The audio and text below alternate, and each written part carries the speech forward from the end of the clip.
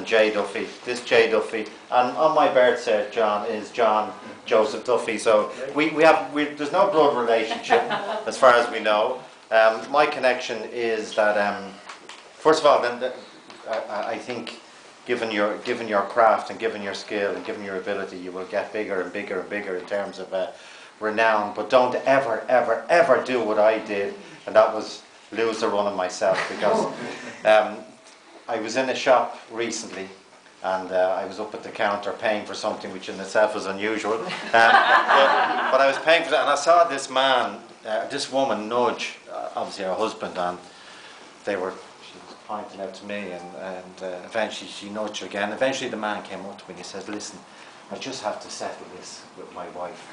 Are you Joe Duffy?" Right? And my mother has always, still alive, up in Ballyfermot at 84. You're never worse than anyone else, and you're never better than anyone else, and never lose the run of yourself. So I'm standing there, and I said, "Well, I said, go on, you are the Joe Duffy, aren't you?" And I said, "Well, to my mother, I'm the Joe Duffy." "No, tell me the truth, you are." I said, "Okay, I am the Joe Duffy." And he shouts over to his wife, not a word of that, "Bridie, I told you, he's the Joe Duffy that owns the BMW garage." So do never lose my connection with John is through his mother-in-law, and Karen is here, John's wife, and I remember I was first involved and met Vicky McElligott, the legend that is Vicky McElligott, in 1976. It was the year Elvis died. Is Elvis still dead? Elvis died in 1976. Left the house. We have an alibi. Myself and Vicky were running a summer project in Ballymont. I think Karen was about, what age were you, Karen? One. Yeah, exactly. One.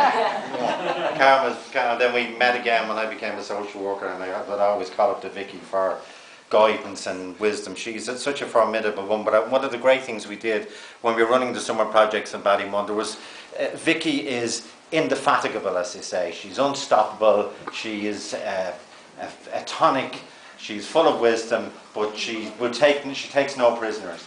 And we used to, summer project used to bring the kids off to Portmarnock and Dollymount and the zoo, as we call it. One day we had one bus we used to hire every day. I think it was a 59-seater. Now I hope there's no one from health and safety.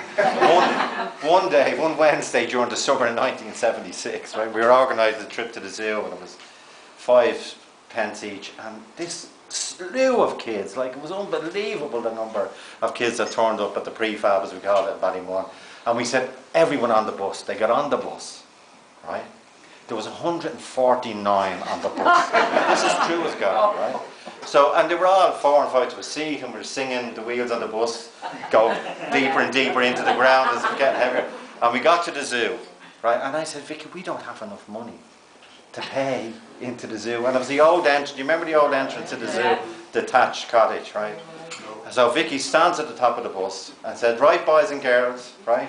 We're going to organise the pay for you. When you get off the bus, you just go straight into the zoo." Right? They got off the bus, led by Vicky. I was very innocent, and the 149 got into the zoo. But that was and we brought. I think luckily we did bring 149 of them home as well, plus a penguin, plus a meerkat. But it was a great day. But Vicky, and this is in John's work as well. And indeed, the people that have championed John over the years, be it Noel or be it Brian Maguire, the interest in the disenfranchised, the marginalised in society. Vicky had that interest in her DNA, and I'm glad to see it's